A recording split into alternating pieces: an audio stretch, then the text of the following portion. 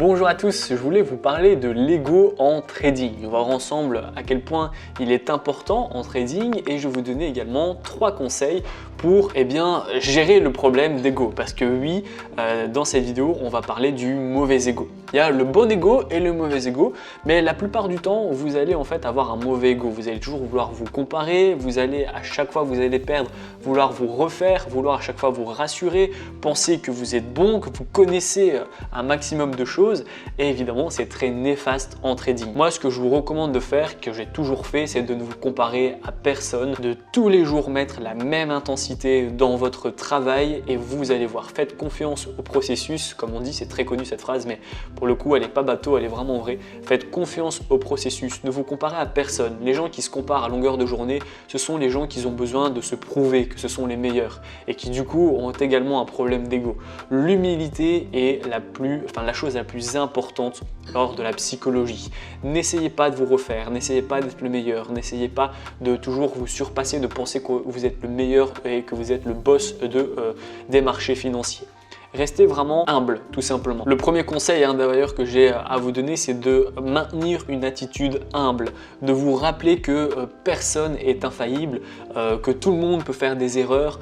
Gardez vraiment à l'esprit que les marchés sont imprévisibles dans tous les cas et que les meilleurs traders peuvent également faire des pertes, il n'y a pas que vous.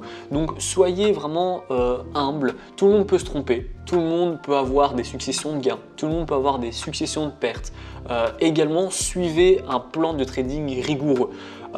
Établissez en fait un plan de trading solide et suivez-le de manière disciplinée. Voilà, ça va vous permettre en fait de éviter de laisser votre ego travailler à votre place et de modifier votre stratégie ou pire encore de prendre des décisions à votre place. C'est important vraiment que tout soit clair dans votre tête, que votre stratégie soit infaillible pour que comme ça vous ne laissez de la place à aucun autre facteur que votre stratégie, votre psychologie en elle-même. Ensuite, un dernier conseil que j'ai à vous donner, c'est d'apprendre de vos erreurs en fait. Apprenez de vos erreurs, c'est aussi du coup faire partie d'humilité et de baisser de grandement son ego. Apprenez à perdre, apprenez à gagner. C'est assez difficile et c'est assez bizarre de vous dire apprenez à perdre, mais c'est vraiment assez important. Et plutôt de nier ou minimiser les pertes que vous pourrez subir ou les erreurs que vous pourrez faire, eh bien non, vous devez en fait les mettre à l'extrême. N'essayez pas de les minimiser ou de les supprimer, mais au contraire, essayez vraiment de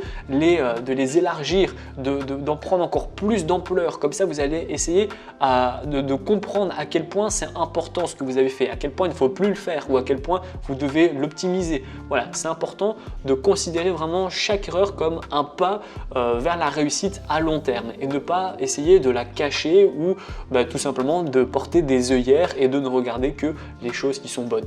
Comme je vous ai dit, ça ne sert à rien de se comparer.